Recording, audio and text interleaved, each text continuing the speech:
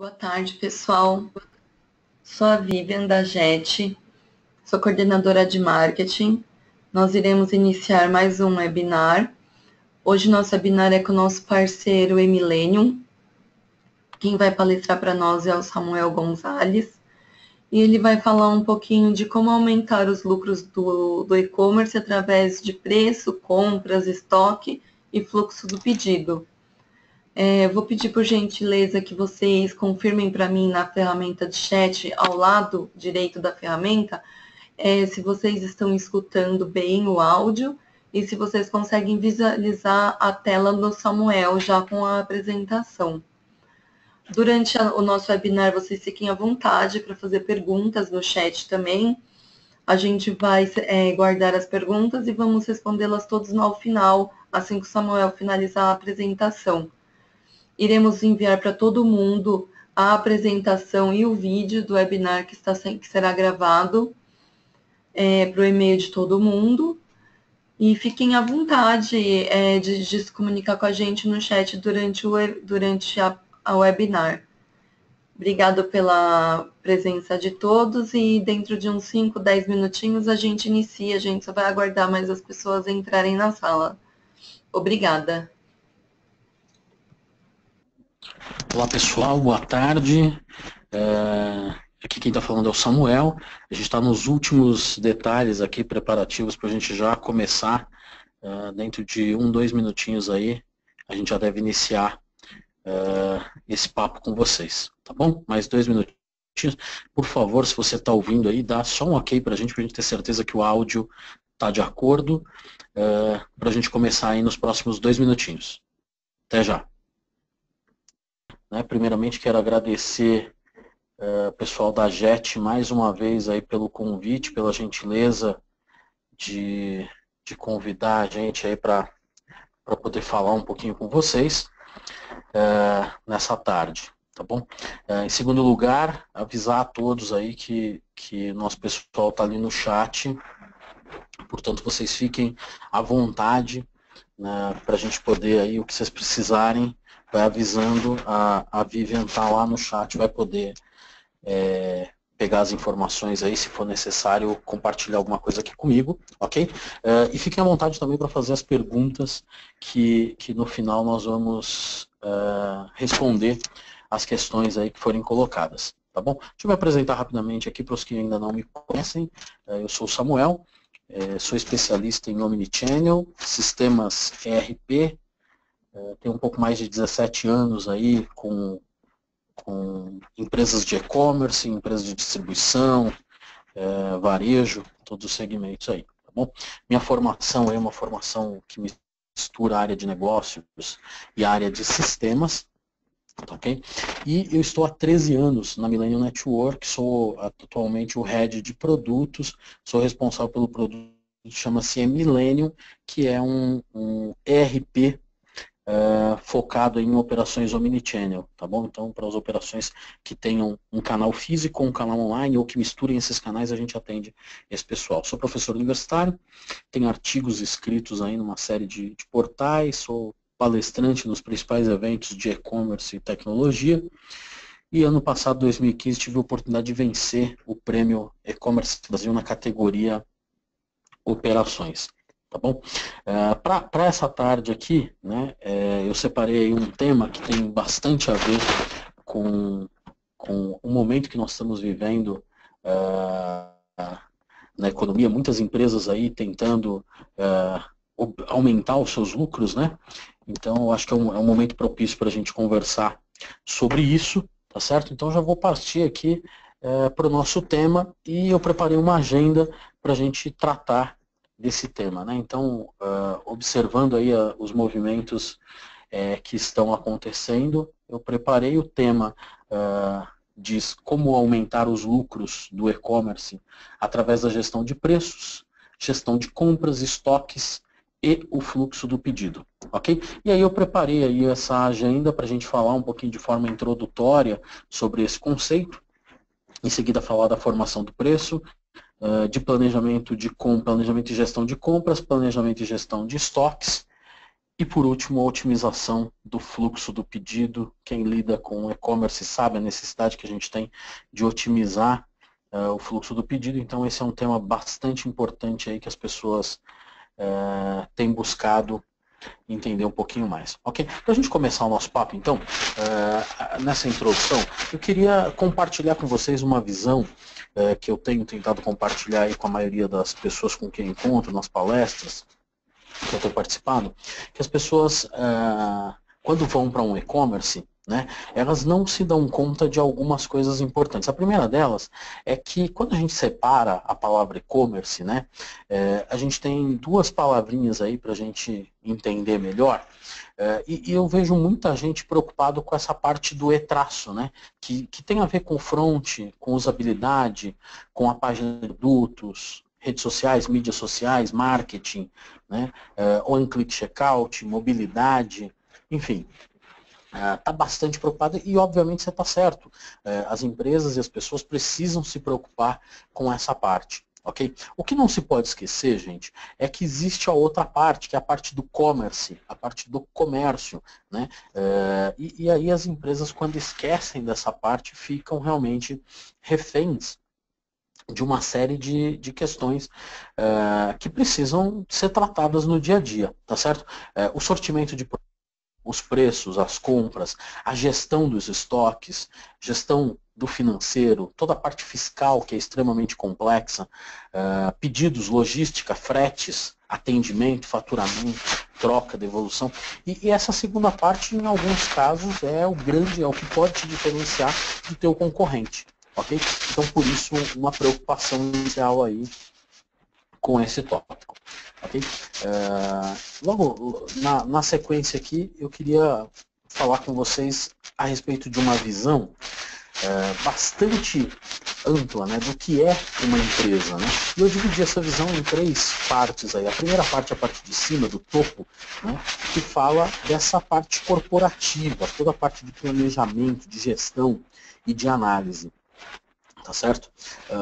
A segunda parte que fala da operação propriamente. E a terceira que é a parte de suporte. Acontece que, nas minhas experiências aí, o que eu tenho visto é muita gente preocupada com essa camada de operação.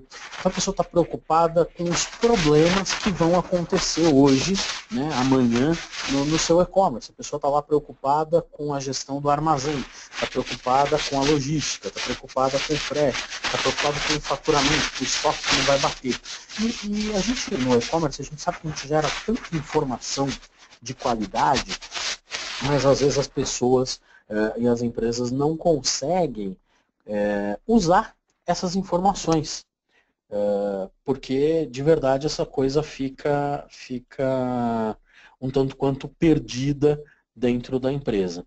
Então, cada vez mais, eu tenho me preocupado com esse tipo de coisa. Portanto, aquela parte corporativa lá de cima, né, é mais para chamar a tua atenção da necessidade que você tem de pegar lá, poxa vida, você tem o Google Analytics, você tem as informações do que está acontecendo na tua expedição, na tua separação, no pick, no pack, você tem aí uma série de informações bacanas, você tem um mapa de calor por onde o teu usuário passou lá no teu e-commerce, mas você não está reservando um dia, né, uma hora lá do seu dia, um tempo para poder observar essas informações, para entender tendências, para entender para onde as coisas estão te levando e aí, consequentemente, fazer coisas importantes para a tua empresa, para te manter numa vanguarda, para te diferenciar do teu concorrente. Então, não basta ficar aqui na operação. Tá certo? Aquela camada lá de baixo é de suporte.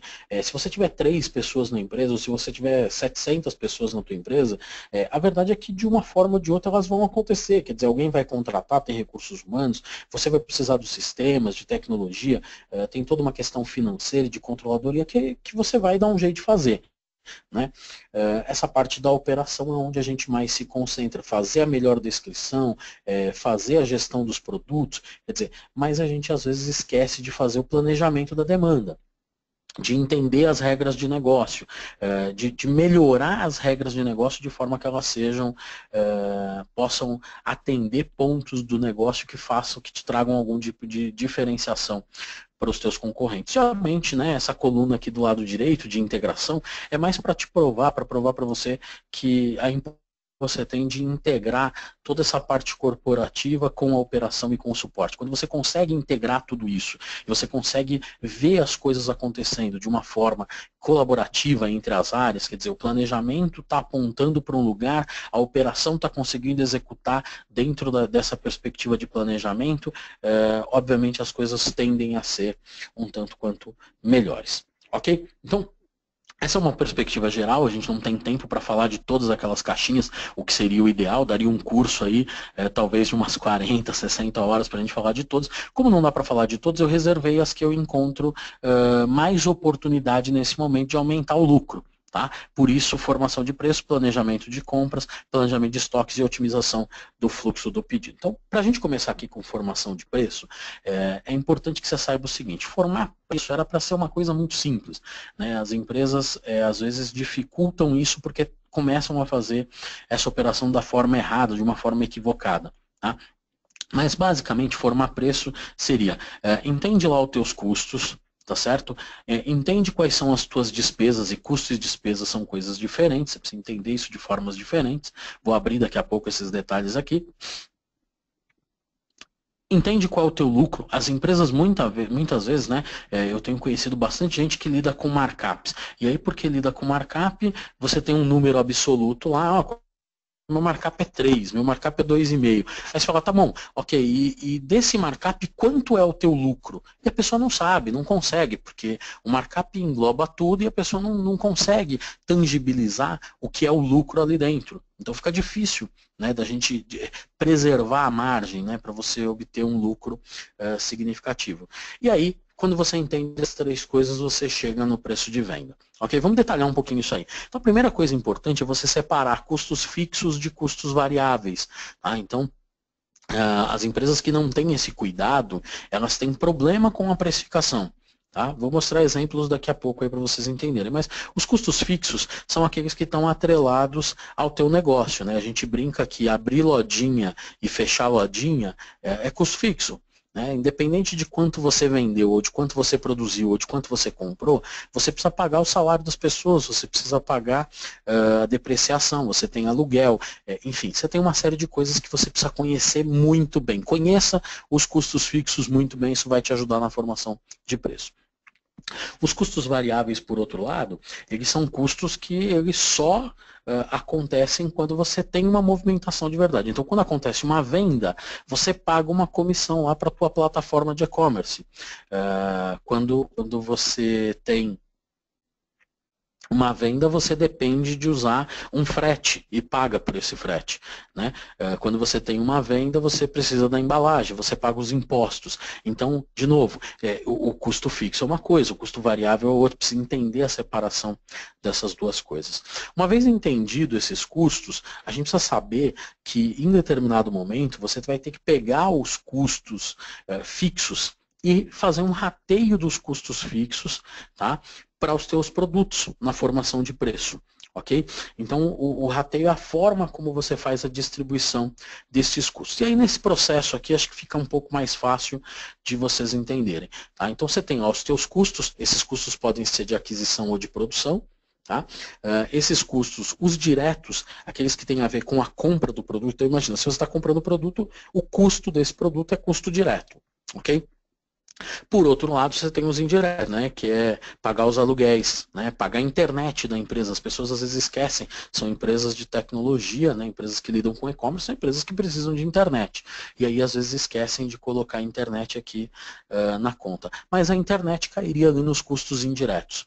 Né? Quando você faz a soma desses custos indiretos, os fixos, né, eles somam todos e aí você faz o rateio disso tudo lá nas tuas ordens de compra ou nas tuas ordens de produção, de forma que quando a mercadoria entrou, imagina, você comprou um produto por R$100, custo direto R$100, mas você fez o rateio, portanto, quando você fez o rateio, esse produto, né, ele já não custa mais R$100, ele custa R$100 mais o valor que você rateou para ele. portanto, nesse momento, quando esse produto entra no teu estoque, seja por uma ordem de produção ou por uma ordem de compra, esse produto já entra com o custo de aquisição mais o custo desse rateio. Ok? Daí para frente você precisa colocar o teu lucro para chegar no preço de venda. Tá? Então, para dar um exemplo, para tornar isso prático e tangibilizar isso para vocês, eu vou contar um case aqui que aconteceu comigo no ano passado, de uma empresa que vende um jeans. Tá? E aí essa empresa, quando eu conheci, eles me deram aqui, essa é a ficha técnica dessa calça, é um produto que eles produzem, tá? E eles chegaram num custo de produção dessa calça de R$ 137,50. E aí eles estavam usando um markup, um índice de 2,5. Tá certo? Então, qual que é a fórmula que eles usaram aqui? Pega o 137,50, que é o preço de aquisição, de compra ou produção desse produto, multiplica por 2,5 e você vai chegar num valor de R$ 343,75. E é por esse valor que eles estavam vendendo essa calça. Me preocupou um pouco, e eu não sei exatamente, desculpe então, algum problema aqui que não estava passando. Então, nesse... Opa, agora deu... Ah, voltou aqui. Agora para mim aqui que tinha congelado. Então, nesse exemplo da calça aqui que eu estou falando, então a calça custava R$ 137,50, que com índice de 2,5 as pessoas queriam vender por R$ 343,75. E aí a dúvida é, desse índice de 2,5, quanto é que se aplica os custos fixos? Quanto é que se aplica os custos variáveis? Quanto de lucro tem nesses 2,5? E aí essa empresa não soube me responder isso. E quando eles não souberam me responder, a gente decidiu fazer realmente uma planilha de custos para entender se eles estavam praticando o preço certo, tá? Então montamos uma planilha que você pode aí fazer num Excel da vida, enfim, usar o teu sistema de gestão para fazer isso. A ideia aqui não é te dar uma planilha para você fazer isso, não é esse o propósito da nossa aula. A ideia é te mostrar as questões para que você possa desenvolver isso dentro de casa, né? Mas listar todas as necessidades de custo, né, para poder entender se fazia sentido ou não esse processo. Quando a gente começou a fazer isso, então a primeira coisa foi identificar os custos fixos. Tá? E aí os custos dessa empresa era o seguinte, está maquiado aqui, obviamente, eu não estou abrindo os custos dela totalmente, mas nesse exercício lá a gente chegou num valor de R$ 60.500, com água, luz, aluguéis, pessoal, telefone, podiam ser outros valores. Tá? Como essa empresa produzia, então a gente pegou quantas pessoas lidavam com os produtos, 25 pessoas, está aqui bem no centro da tela. Essas pessoas trabalham em torno de 8 horas por dia e em média 20 dias por mês. Então a gente chegou em 4.000 horas de gente, ok? Me custa R$ 60.500. Legal. Segunda coisa foi entender os custos de materiais para produzir esse produto, que chegamos em 137. Se você é uma revenda, obviamente você não vai entender o que está aberto aqui, os materiais, você vai comprar por 137,50. Então o papo todo como é que a gente faz esse custo? É entender realmente quanto custa o produto, e se você é um fabricante, então tá lá, o jeans custa 36, o zíper 10, todas as etiquetas 7,50, a embalagem para vender esse produto custa R$2, um serviço de strass, um serviço de lavagem, um serviço de bordado, tudo isso soma R$ 137, e essa empresa ela precisa de 4 horas para fabricar uma peça. Tá certo? Então nós temos as contas, né? Se a empresa tem lá as 25 pessoas, essas 25 pessoas trabalham 4.000 horas, se eu fosse fazer só essa calça, que cada calça demora 4 horas para ser feita, eu precisaria de horas para fazer 1.000 calças, tá? Então, consequentemente, se cada calça me custa R$ 137, eu preciso de R$ 137.500 para fabricar essas 1.000 calças. Tá? Quando eu somo essas coisas, né, eu começo a entender o tamanho, né, desse negócio. Então, eu tenho lá 60.500, que são os meus custos fixos, mais os 137.500 para eu produzir as 1.000 calças são 198.000, e quando eu divido isso pelas 1.000 calças, eu descubro que cada calça que eu achava que custava R$ 137,50, na verdade já de cara custa R$ 198.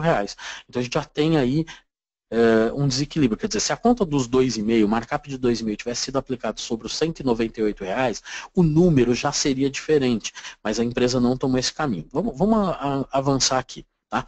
Na sequência, a gente foi descobrir quanto se paga de comissões. Então, quais são essas comissões? Quanto se paga de frete, que são coisas que só acontecem com a venda. Quanto se paga de impostos, quanto você paga de gateway de pagamento, quanto você paga de cada uma das coisas.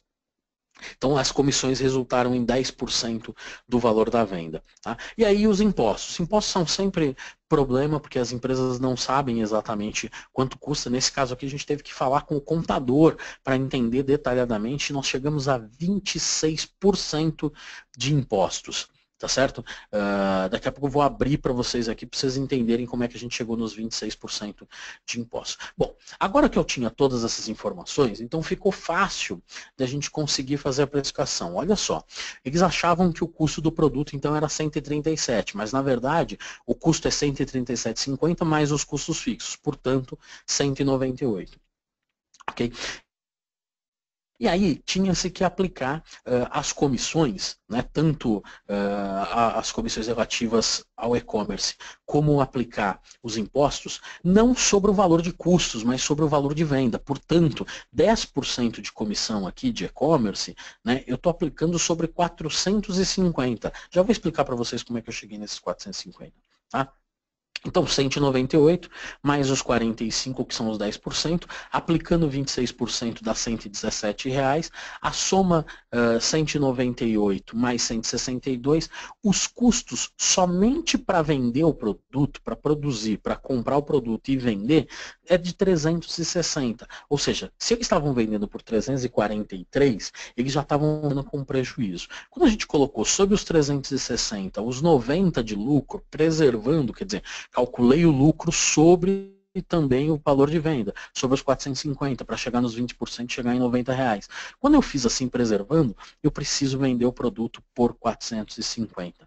Né? Portanto, custo de produzir ou adquirir o produto, mais o rateio dos custos fixos, que nesse caso foi por 1.000 produtos, chegando a R$ 60,50 para cada um, o valor da comissão sobre o valor da venda, que é 450, os impostos, olha a formação dos impostos dessa pessoa, dessa empresa, 12% de ICM, PIS 1,65, COFINS 7,60, contribuição social 1,50 e imposto de renda 3,25, somados 26%, ok? E aí depois o lucro que ele queria de 20%. Tá? Quando a gente fez todo esse exercício, abrindo aqui para vocês, a gente não colocou todas as opções de um e-commerce, mas a gente colocou as 7 principais, ou seja, plataforma, o cartão ou o boleto, o antifraude, o gateway, tá? Porque o cartão ou boleto ali eu estou falando do adquirente, depois eu preciso do gateway para intermediar, as fotos e os cadastros, a embalagem e os fretes. Tá? Então fazer essa conta, gente, do jeito certo, pode determinar se você vai ter lucro ou não. Nesse caso, deveria ser vendida a calça por 450. Ela estava sendo vendida por 343, portanto, com uma diferença menor de R$ 106. Bom, não é difícil de entender por que esse empresário, né, trabalhava e no final do mês a conta não fechava bem. Né? Ele não estava administrando a questão de preços da forma correta. Ok? Fórmula do markup, então, né? Se a gente fosse trabalhar com markup do jeito certo, o markup dessa empresa seria 3,27 e não 2,5, como ele estava fazendo. Como é que eu calculo o markup? O markup é 100 dividido por 100 menos o percentual do custo fixo. O custo fixo dele, aqueles 60 mil, representa 13,5% da operação dele. Mais o custo variável, os 10% das comissões, mais os 26% dos impostos, 36%, mais 20% que é o que ele queria de lucro. Portanto, a gente chegou em 69,5, tá certo? 100 menos 69,5, 30 e 50. 100 dividido por 30 e 50, o markup dele é 3,27. Aí sim, se eu cheguei no markup certo, fazendo por esse caminho, ficaria mais fácil. Se você tem aí na sua empresa um sistema de gestão, muito provavelmente esse sistema vai fazer essa conta desse jeito para você. Tem aqui um exemplo para um item baseado em matérias-primas, tem aqui um outro exemplo baseado em revenda, produto acabado. Então, exatamente as mesmas contas que a gente fez lá naquele passo a passo, só que olhando aqui dentro de um sistema de gestão. Nessa segunda figura aqui do sistema de gestão, eu fiz questão de colocar aqui embaixo markup 1, 2 e 3. Preço que ele vai vender na web, preço que ele vai vender no varejo, e eu tenho um terceiro preço ali, uma terceira coluna que chama teste. Tá? Por quê? Nessa terceira coluna eu já estou analisando por quanto eu venderia o produto numa promoção. Então, se você olhar aí, a primeira coluna fecha o preço total em 450, a segunda coluna em 450 e na terceira coluna em 404. Tá? Por que 404? Porque eu abri mão, em vez de 20% de lucro, aqui na terceira coluna eu coloquei 15% de lucro, ok? E aí eu consigo vender por 404. Então, por esse modelo, você já conseguiria fazer o preço de uma forma que você saiba quanto custa o produto agora e quanto custa o produto numa promoção.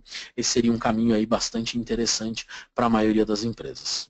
Perfeito? Bom, se sobraram dúvidas aí, por favor, manda ali para a Vivian, que daqui a pouco a gente vai entrar nas dúvidas. Segundo ponto.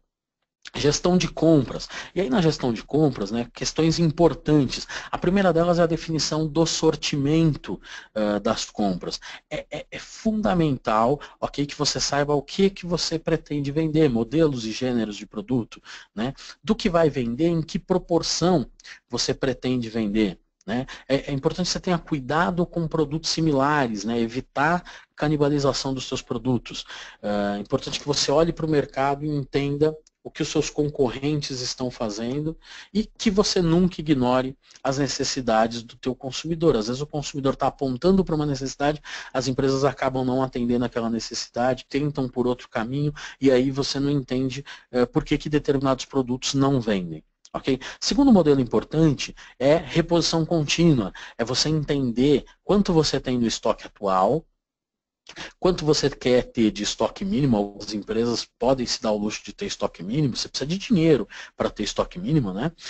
Quanto esse estoque te dá de cobertura em dias, ou seja, por quanto tempo esse produto ainda, eu vou ter esse produto se continuar vendendo da forma como vinha vendendo. O tempo de entrega, o lead time do meu fornecedor, qual é o prazo, a quantidade que já foi vendida, se eu já comprei, a quantidade que já foi requisitada, ok? E aí sim eu vou saber uma necessidade de compra. Se você fizer isso num Excel assim, do jeito que eu estou mostrando, fica muito simples de você conseguir entender produto a produto as necessidades de reposição contínua. Tá certo? Então, esses dois modelos aí para a gente entender planejamento e gestão de compras de forma bem sucinta, tá? Que eu quero focar bastante agora no planejamento de estoque, que eu tenho visto que o estoque tem sido um gargalo bastante grande aí das operações. E aí, por ser gargalo, eu quero me concentrar um pouquinho aqui com vocês. Primeira situação é giro de produto, né? É fundamental que você entenda qual é o giro do produto da tua empresa. E para entender o giro, eu coloquei aqui um exemplo prático, tá? Queria que vocês acompanhassem aí comigo, para a gente entender essa questão de giro, que também é outra coisa que se você não tem lá um sistema ERP que possa fazer isso automático para você, eu coloquei aqui um modelo intuitivo para que você possa fazer isso aí numa planilha, tá bom? Então imagina que o teu estoque inicial, lá em janeiro, dia 1º de janeiro, fosse de 10 mil peças. Ok? Isso pode ser de um produto ou de todos os produtos, poderia ser feito em valor também. Tá? Você tem lá um contrato de fornecimento, ou você já combinou com os teus fornecedores e eles vão te entregar 3.500. Você tem um planejamento de venda e você sabe que em janeiro você vai vender 1.900 produtos, ok? Portanto, 10.000 mais os 3.500 menos 1.900 que você pretende vender, você tem uma previsão de terminar o teu estoque no dia 31 de janeiro com 11.600 peças. Ok? Bom, como é que a gente faz a média, segundo a regra, né, de giro de estoques, como é que a gente faz a média de consumo, né? Para a gente chegar na última coluna, que é o estoque médio mensal.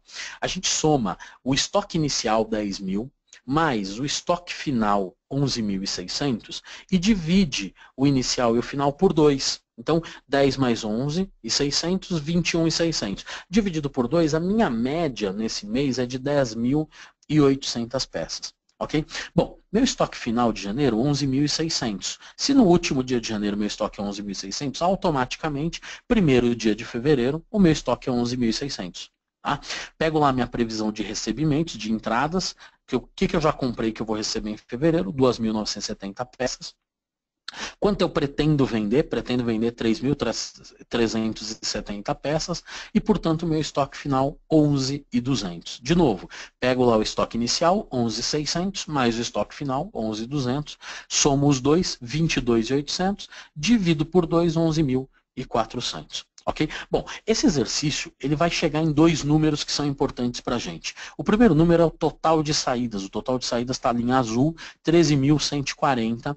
Tá? Tá nessa coluna aí bem central. O total dos estoques médios, a soma de cada um dos estoques médios, a gente chegou ali em 46.300, está ali detalhado em verde. Como é que eu sei, então, qual é meu estoque médio nesses 4 meses? Eu pego os 46.300, divido por 4 e eu vou chegar em 11.575. Tá lá, cheguei no meu estoque médio. Se eu olhar, por exemplo, o primeiro mês, em janeiro, o primeiro mês eu fui bastante abaixo do estoque médio. Eu tinha 10.800 como estoque médio, enquanto que a média dos 4 meses deveria ser 11.575. Por outro lado, no mês de abril, né, o meu estoque está lá, 12.250. Eu estou bastante acima do meu estoque médio. Para eu calcular o giro, como é que eu faço? Eu pego o total de saídas, 13.140, e divido pelo estoque médio mensal, que é 11.575, e eu vou chegar num giro de 1,13. Tá? Giro. O melhor giro, gente, é 1. Tá? Sempre que o giro estiver abaixo de 1, significa que você tem muito estoque, está sobrando estoque. Tá? Sempre que der abaixo de 1, tá sobrando estoque na tua média. Quando fica acima de 1, indica que está faltando estoque, ou seja, em algum momento vai faltar estoque. Se você olhar lá, no primeiro mês, se a média era 11.575 e a tua média em janeiro é 10.800, nesse mês eu sei que vai faltar. Só de olhar aqui eu já sei que vai faltar. Bom, segundo mês a mesma coisa, falta menos, mas a minha média é 11.575 e o meu estoque médio de fevereiro 11.400, então também faltou. Por outro lado, março e abril sobrou estoque. Então por aqui eu consigo saber que mês faltou, que mês sobrou, e eu sei que o meu giro médio ele está em 1,13, está projetado para 1,13. Essa é a conta para você entender aí o giro dos teus estoques. Por outro lado, você precisa entender também a cobertura. Então, são exatamente os mesmos números lá, só que agora a gente vai usar a quantidade de dias desse período, são lá 120 dias nesse período aproximadamente.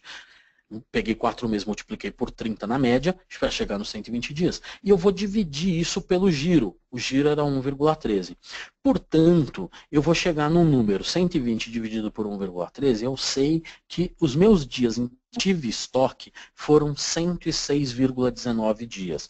Ou seja, sabe aqueles dias em que eu disse que ia faltar estoque? Agora eu sei quantos dias vão faltar estoque. Aproximadamente 14 dias, ou seja, a diferença do 120 para o 106 são 14 dias. Então, aproximadamente vai faltar 14 dias de estoque em algum período. Provavelmente lá no mês de janeiro e fevereiro vai me faltar esse estoque. Então, por isso é importante você entender giro e cobertura de forma conjunta. A maioria dos bons sistemas ERP, você vai apertar um botão, o giro e a cobertura vão aparecer lá para você, de forma que fique mais fácil você gerenciar os teus estoques. Okay? Tem uma outra métrica importante, tá certo? Que eu te aconselho a observar isso muito bem, que é o GMROI. Tá? Então, o GMROI ele lida com a margem do produto versus o giro desse produto. Então imagina o seguinte, se você conhecer na tua empresa quais são os 10 itens que te dão mais dinheiro, os que têm a melhor margem, tá? Então você foi lá, fez a formação de preço, entendeu quais são os 10 produtos que te dão mais dinheiro, se você focar no giro desses produtos, significa que você vai ter um GMROI bom, ou seja, quanto dinheiro a tua empresa está fazendo rapidamente, né? Quão rapidamente ela está fazendo. Então assim, se você sabe quais são os 10 que te dão mais dinheiro, Você foca as suas campanhas nesses 10, aumenta o giro deles, automaticamente você vai para os próximos 10, os próximos 10, os próximos 10. Quer dizer, a hora que você tem 50 produtos, que você sabe que são os produtos que te dão a melhor margem, né? E você foca no giro desses produtos, automaticamente você começa a trazer dinheiro mais rapidamente para o negócio. Então essa é uma métrica muito importante para você gerenciar o teu inventário, para você gerenciar o teu estoque, a tua movimentação de estoque. Então não basta, né? Eu mostrei lá giro e cobertura, porque você precisa saber disso, mas eu acho fundamental que você saiba também essas questões de GM e ROI, porque isso vai te ajudar a trazer mais dinheiro para dentro da empresa o mais rapidamente possível, ok? Por que eu estou contando essas coisas de estoque? Porque estoques, no geral, eles são custos, né? Você tem custo para adquirir os estoques, você tem custo para fabricar, você tem custo para manter estoque parado e dinheiro parado, né? Você tem custo para armazenar os estoques, né? Custa o espaço físico onde você põe as prateleiras, o armazém onde você armazena te custa. Estoques tem risco. Quer dizer, já imaginou? Você esqueceu de fazer lá, de renovar o seguro do estoque da tua empresa e de repente a empresa é assaltada? Pega fogo, olha o risco de manter estoque, né? E um custo traumático é esse que eu acabei de mostrar ali com o giro, né? No giro e na cobertura iam faltar 14 dias de estoque. Então o custo por falta de estoque também é um problema muito grande que as pessoas precisam entender e perseguir, tá bom? Legal. Importante, por outro lado, estoques, que eu tenho visto com uma certa frequência, é que as pessoas não se preocupam com o armazém, com a armazenagem dos produtos. Então eu trouxe aqui um exercício, esse aqui é um exemplo que eu fiz lá em 2014 na empresa de um amigo, ok? Onde a gente construiu um layoutzinho. Esse layout foi feito no Excel, tá, gente? De uma forma bem simples, assim, só para a gente poder entender o que estava acontecendo aí na empresa. A gente separou coisas importantes. Primeiro, a gente organizou toda a parte de estoque, essa parte cinza que está numerada em cima, ela está toda separada. Aproximamos o picking ali do faturamento e o picking ficou exatamente no meio, de forma que as pessoas só entram no estoque para executar uma determinada ação. Não tem gente o dia inteiro andando no estoque, mexendo no estoque. Se tem gente que vai lá, faz um picking e volta, vai lá, guarda a mercadoria e volta. Tá? Então, para simplificar, deixa eu pegar aqui, então, essa é uma foto aqui, essa parte de cima, do estoque desse meu amigo, tá certo? E esse estoque, ele tá todo organizado igualzinho a esse estoque gigante da foto de baixo. Esse estoque gigante da foto de baixo é da Marabras, que é um cliente meu, e esse meu amigo aqui, ó, num estoquezinho pequenininho aqui, né, de 80 metros quadrados, ele tá organizado da mesma forma. Então, ele tem duas áreas nesse estoque. Né, a área dos produtos que estão da coleção atual, os produtos da coleção antiga. Ele tem ruas aqui, esses meios entre as prateleiras são as ruas. Ele tem os módulos, em cada rua ele tem o módulo da esquerda e o da direita. Em cada módulo ele tem os níveis, nível 1, 2, 3, que são os níveis da prateleira. E nas prateleiras ele tem esses caixotinhos aí que a gente chamou de vão. Esse estoque pequenininho está organizado do mesmo jeito, ou seja, as pessoas não perdem tempo para procurar as coisas, para achar as coisas. Fica muito mais simples da gente gerenciar onde estão as mercadorias. Aquele estoque pequenininho está organizado igualzinho esse aqui, só que esse aqui é um estoque de 100 mil metros quadrados. Tá? Então, para você ter uma ideia da organização, toda essa parte do lado esquerdo aqui da tela, né, são as mercadorias que estão em caixas. Aqui no meio, essa parte vermelha são os produtos que estão em cabides, e aqui na direita, amarelo, são as mercadorias que estão abertas, é o picking. Então está organizado do mesmo jeito que aquele estoque pequenininho. Por quê? Porque se está organizado direito, as coisas não se perdem. Sabe aquele problema de, sumiu um produto, um produto apareceu. Essas coisas não precisam acontecer quando está organizado. Então, para te dar uma ideia, esse aqui é o parque logístico lá da Marabras. Essa aqui, olhando o estoque da Marabras, são 100 mil metros aqui, você consegue ver aí uma pessoa lá de laranja, de azul, a altura, né, dessas mercadorias nas prateleiras. Esse aqui é o espaço onde está o e-commerce, são 20 mil metros aí, lidando com o e-commerce. Então, todas as coisas muito bem organizadas. Bloco 1, área 01, e ali dentro de cada uma das áreas você tem as ruas, ou seja, está tudo mapeado para as pessoas, quando tiverem que retirar uma mercadoria, ir direto no lugar certo, não ficar andando, gastando tempo dentro do estoque. Quando a tua empresa cresce um pouquinho, você vai precisar de um software para gerenciar. Então esse aqui é o exemplo de um software, que é o WMS, Warehouse Management System, que é um software para gerenciar estoques. Nesse caso aqui, ó, você vê as linhazinhas vermelhas, né? Você vê duas bolinhas verdes aqui do lado esquerdo. Essas bolinhas verdes, elas estão indicando o seguinte, ó, você tem uma pessoa fazendo várias coletas nessas duas partes aqui, a parte superior e central, é uma única bolinha e uma pessoa faz várias coletas ali, separações, e aqui embaixo, na terceira área inferior aqui, você tem uma bolinha verde, a pessoa vai lá, pega dois pedidinhos, o 17 e 18 e volta no mesmo lugar. Tem software para você poder gerenciar todas essas questões aí, tá bom? Isso ajuda muito quando a tua empresa cresce um pouquinho. Esse aqui é de um cliente lá do Rio Grande do Sul, ele tem 20 mil metros de estoque. Esse desenho aqui fica claro que a necessidade da gente poder fazer as coisas desse jeito, ok? Esse aqui foi uma questão que aconteceu comigo, é importante que você saiba, né? A gente confia muito em código de barra. E aí o que aconteceu nessa questão aqui, ó? Se você reparar essa camiseta aqui que eu comprei, ela tinha dois códigos de barra.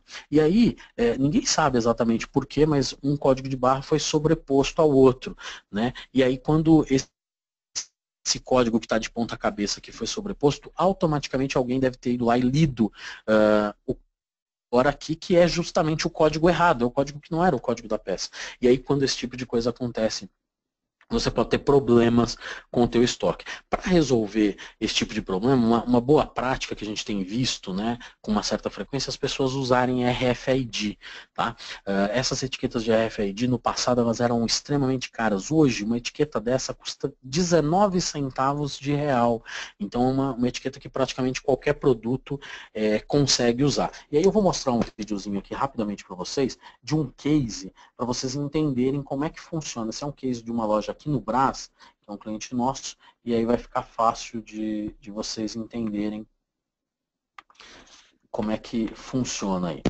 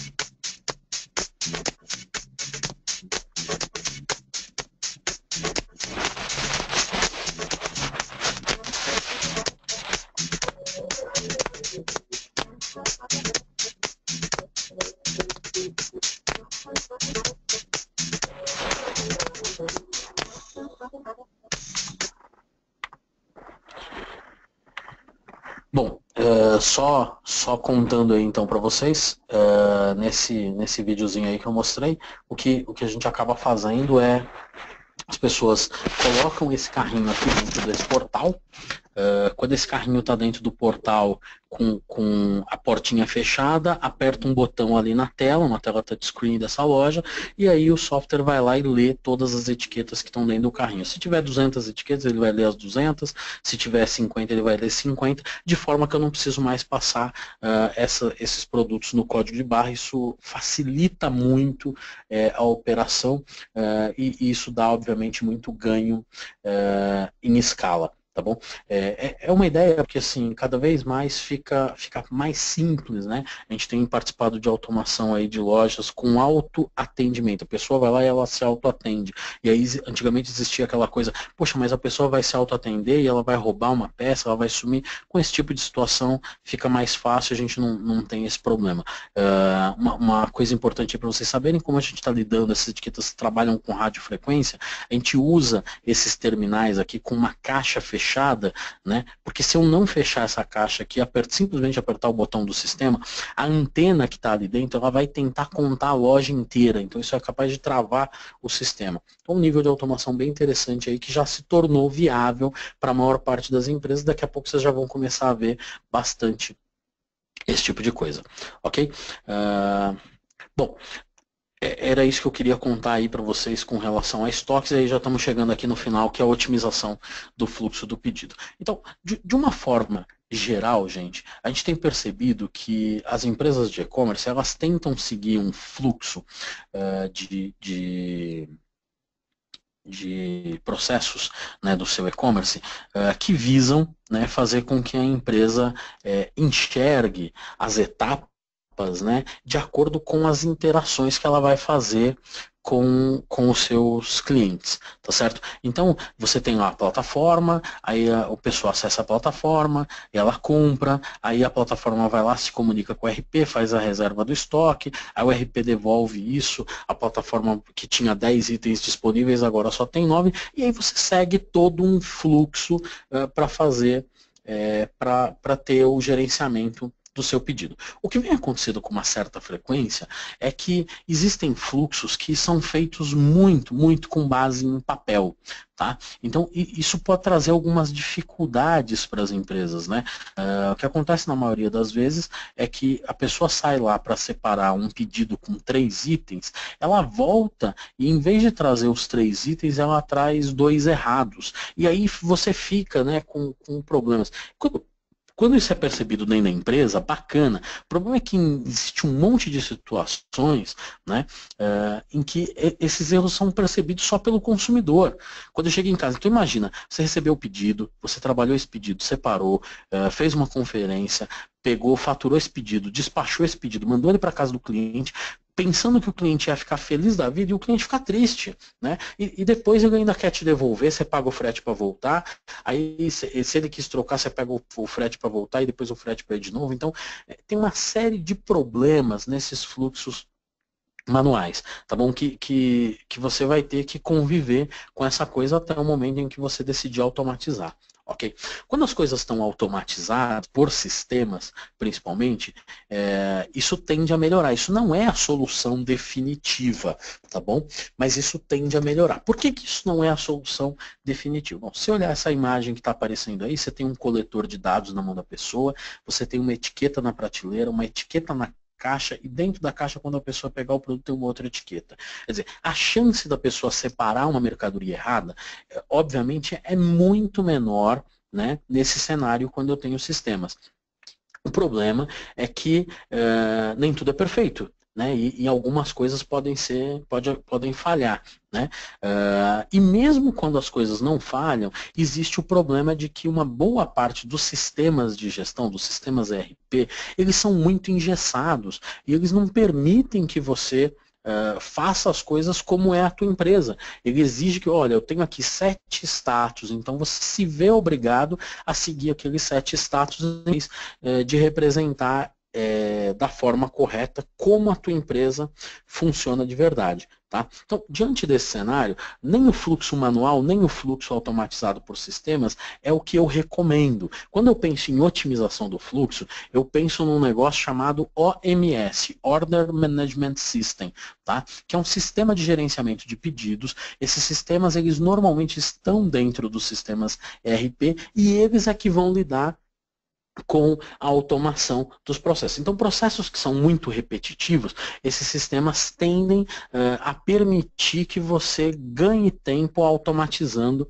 essas funções. Esse conceito aí do AMS, ele está baseado num outro conceito que chama BPM, Business Process Management, gerenciamento dos processos de negócio. Tá? O BPM, ele tem 9, a gente não vai explorar todas, né? A gente só precisa de 4 dessas áreas para você poder otimizar o fluxo do pedido na tua empresa. A primeira é você analisar os processos, conhecer os processos. As empresas, no geral, acham que conhecem os processos, mas elas nunca analisaram de verdade. Então, elas não sabem detalhadamente como os processos funcionam. Quando você analisa, a ideia é que você desenhe esses processos, tá certo? E aí, uma vez que você desenhou os processos, você gerencie esses processos que foram desenhados, tá? Como é que seria gerenciar? Alguma coisa do tipo, bom, vou pegar os próximos 100 pedidos e vou seguir os próximos 100 pedidos dentro desse fluxo que eu desenhei. E aí vou perceber se realmente o fluxo que eu desenhei atende os 100 pedidos. Bom, se não atender os 100 pedidos, você vai aqui para a transformação dos processos. Vamos imaginar que dos 100 pedidos, 5 deles não caíram diretamente no teu fluxo, não passaram no desenho que você fez. Então, o que você faz? Você vai lá e transforma esse fluxo para garantir que essas exceções aí sejam atendidas. Tá? Então, a ideia toda é o seguinte, ó, imagine você poder desenhar os teus processos, está aqui o desenho de um processo de um pedido de venda, por exemplo, tá? E você conseguir ver aqui, ó, visualmente como é que as coisas funcionam. Conseguir enxergar, aqui, ó, esse pedido entrou por aqui, se tivesse desconto ia por um caminho, não tinha, ele veio por outro caminho, analisou o pedido aqui, ó, mandou e-mail para o cliente, terminou essa tarefa, tá? De forma que, dentro de pouco tempo, você comece a perceber como a tua empresa realmente funciona, né? Esse aqui é um desenho que já retrata melhor. Pegou os dados do pedido, se fosse orçamento ele ia por um caminho, não era orçamento ele veio para cá. Pegou tudo que é marketplace, loja física, e-commerce e televendas, automaticamente ele reserva o estoque. Aquilo que é encomenda, que eu não preciso reservar estoque, ó, ele mandou por um outro caminho. Então, você começa a lidar os processos de forma muito visual quando você tem um OMS. E aí automaticamente você vai descobrir, ó, olha esse desenho aqui, você vai perceber, a tua empresa é complexa, é densa, desse jeito como está aqui, entendeu? Mas agora você sabe e você consegue orquestrar cada um desses processos. A gente fez esse processo, exatamente isso que eu estou te falando, num cliente, que é a Mesh. Eu vou mostrar aqui para vocês o resultado, né, desse processo agora, com um videozinho de como é que as coisas estão funcionando lá. Deixa eu só trocar aqui. Ok, agora vocês já estão vendo o vídeo. Bom, nesse vídeo depois eu vou contar as tarefas que foram feitas pelo usuário e as tarefas que foram feitas, as que foram automatizadas pelo OMS.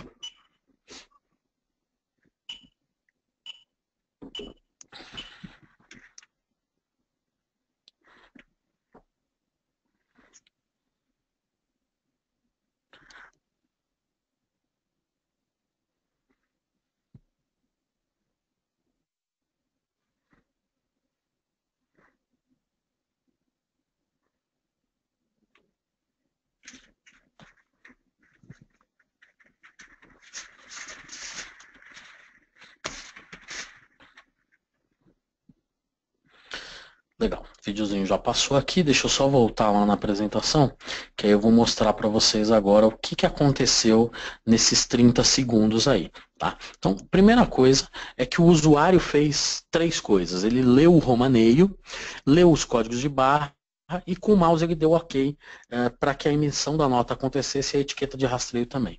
Todo o resto, tá, dessa operação foi feita automaticamente pelo OMS. Então o OMS foi lá no Cefaz, autorizou a nota, pegou o número da nota, foi na plataforma de e-commerce e disse, ó, agora esse pedido está faturado com essa nota. Foi no Contas a Receber, que só tinha o pedido, e agora disse, ó, agora tem a nota emitida. Foi no estoque, pegou o que era reserva e automaticamente trocou por uma saída. Fez os livros fiscais e contábeis. Okay? Pegou o número da nota fiscal, foi lá no web service dos Correios e emitiu o número do rastreio. Pegou o número do rastreio, gravou dentro do RP e mandou o número do rastreio para a plataforma. Depois disso, automaticamente começa a impressão da etiqueta de despacho e da nota fiscal. Ou seja, durante 14 segundos, desses 30 segundos que a gente tem no vídeo, durante 14 segundos o usuário fez alguma coisa. Depois, os 16 segundos seguintes, o usuário não põe a mão em nada. O software, o OMS, vai lá e resolve todas as coisas para ele. Por quê? Porque toda vez que eu for fazer essa mesma atividade, ela vai ser repetitiva. Então, se ela vai ser repetitiva, por que é que eu tenho que ter gente clicando em telas, né, e fazendo coisa? Por que que eu preciso ter um departamento de faturamento? Eu preciso ter... Não, aquela mesma pessoa que terminou de fazer aquilo vai pegar aquelas 4 cuecas, colocar elas dentro de uma caixa, pegar a nota fiscal, colocar dentro da caixa, fechar a caixa e colocar a etiqueta de despacho. Está resolvido aquele pedido, vamos para o próximo. Tá? Vai chegar um momento em que o teu OMS vai estar desse jeito aqui, ó. Aquilo que está em vermelho significa que são situações que têm alguma crítica. Toda vez que os pedidos passam por aqui, eles estão gerando alguma complexidade que precisa ser resolvida. Quando você começa a resolver essa complexidade, fica roxinho aqui, ó, igual está aqui, tem 3 caixinhas roxas. São complexidades que estão sendo resolvidas aqui no desenho. E quando elas são resolvidas, elas ficam verdes. Ou seja, você consegue ter uma visão realista de tudo que está acontecendo dentro da tua empresa. E, obviamente, você consegue saber de ponta a ponta como é que os processos estão sendo geridos, organizados, onde estão os teus gargalos, onde você tem problema, e aí você consegue entrar num processo de otimização. Ok? Bom, para a gente fechar essa história aqui de otimização, eu vou mostrar um vídeo agora de uma ação que a gente fez com essa empresa, que é a Amaro. Essa empresa, a gente fez uma ação dentro de um salão de cabeleireiro, onde uma pessoa foi lá para fazer uma venda, para as pessoas que estavam lá fazendo a unha, o cabelo. Essa operação aconteceu aqui em São Paulo, a Amaro está na zona oeste, o salão está lá na zona sul, e a ideia toda dessa história era ir lá e gerar um número de vendas. Isso aconteceu ano passado durante 2 dias, uma sexta e um sábado. O que as pessoas não sabiam quando a gente fez essa ação é que as mulheres elas imaginavam que elas iam fazer os pedidos, iam receber esses pedidos na casa delas, mas na verdade a gente queria entregar o pedido lá no salão enquanto a pessoa estava terminando de fazer a unha. Tá? Então, por que isso é importante? Para mostrar para vocês toda essa questão do OMS, para vocês entenderem como é que você conseguiria lidar com os teus produtos, né, de uma forma que ficasse ainda mais simples, né, de você fazer coisas como essa que eu estou mostrando aqui para vocês agora. Tá? Vou compartilhar aqui o vídeo para vocês conseguirem ver aí a experiência que a gente deu para esses clientes.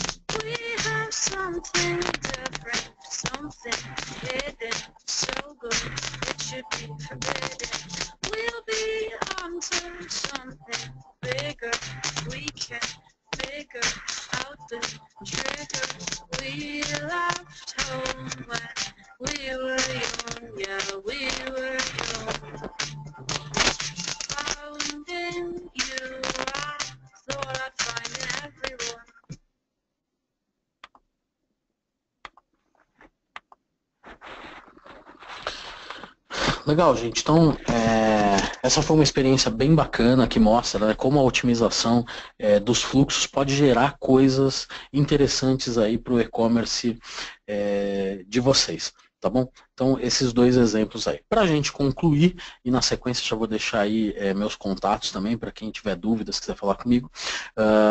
Então, deixar uns conselhos aí. Primeiro que você quer ganhar dinheiro, você quer aumentar os teus lucros, você tem que ficar de olho na formação dos preços de venda. Segunda coisa, comprar na hora certa, receber o produto na hora certa vai te ajudar a aumentar os lucros do teu e-commerce. Terceira, planejamento e gestão de estoque vão diminuir as rupturas, vão te ajudar a ser mais assertivo e mais eficiente, ok? Quando você tira custos operacionais do estoque e você acaba com as rupturas, o teu e-commerce se torna mais lucrativo. Quarta questão, quando você otimiza, né, os teus processos, obviamente ali ficar claro, né? Você não precisa de tanta gente para fazer coisas simples. Então, obviamente, fica mais fácil quando você consegue orquestrar através de um OMS, né? Você vai ter uma operação mais ágil, mais fluida e muito mais adaptável às mudanças do mercado. E, por fim, os sistemas ERP, principalmente aqueles que estão dotados de um OMS, eles são ferramentas muito importantes, ferramentas poderosas que vão te ajudar a melhorar a eficiência, a otimizar a gestão, a diminuir custos e, consequentemente, aumentar os lucros da tua empresa. Tá bom? Bom, estou deixando aí meus contatos, tem meu e-mail, tem meu LinkedIn, tem meu WhatsApp. O pessoal da JET vai distribuir aí nos próximos 2 dias, vai distribuir esse material para vocês terem esse material foi feito para vocês. Então eles vão fazer uma forma de vocês terem esse material na íntegra, ok? De toda forma, se restar qualquer dúvida, qualquer coisa que eu possa colaborar, tá aqui os meus contatos para vocês, tá bom? Queria mais uma vez agradecer aí a Vivian, o pessoal da JET, pelo carinho, por ter convidado, tá bom? E vou deixar com você aí agora, não sei se a gente já tem alguma, se tiver, estou à disposição. Oi, Samuel. Por enquanto nós não temos nenhuma pergunta. O Marcos Furlan mandou parabéns para você pela apresentação. Vou deixar aqui o chat aberto por enquanto, por uns 5 minutos, para ver se alguém ainda gostaria de enviar perguntas. A gente acaba respondendo por e-mail direto para as pessoas que enviarem. Queria agradecer mais uma vez você, Samuel, por ter topado participar com a gente aqui no webinar. Gostaria de agradecer a presença de todo mundo, ter disponibilizado esse tempo para ver com a gente esse mais um aprendizado junto com o Samuel. Fica à vontade todo mundo para seguir nossas redes sociais, nosso Facebook, nosso canal no YouTube, nosso LinkedIn. Lá nós disponibilizamos conteúdo, disponibilizamos próximos webinars e convido a todos para participar dos próximos eventos conosco. Eu vou enviar o material por e-mail para todo mundo, tanto a apresentação quanto vamos disponibilizar o vídeo de hoje. Samuel, nós temos uma pergunta do Tomás Lera. Ele pergunta se a Millennium faz todas essas operações de fluxo de pedido que você apresentou. Isso aí, Vi. Esses cases aí que eu mostrei, na verdade são clientes, né, do Millennium, e sim, a gente faz todas essas atividades aí dos fluxos que a gente mostrou, são na verdade partes de fluxos de clientes, inclusive, que eu apresentei. Os 2 vídeos que eu mostrei são de clientes nossos, exatamente para tangibilizar aí, porque às vezes a gente fala e não mostra a operação acontecendo, então não dá para a pessoa ter uma noção de o que é, né, de como a coisa está rolando. Então, sim, a gente faz esse tipo de coisa. Se precisar de mais informações sobre isso, tem meus contatos aí. Legal, Samuel. Obrigada. Agradeço mais uma vez a sua presença e a gente aguarda vocês no próximo webinar, que acontece no mês de outubro. Obrigada, Samuel. Boa tarde para todo mundo. Obrigado, gente. Um abraço. Obrigado, Vivi. Um abraço.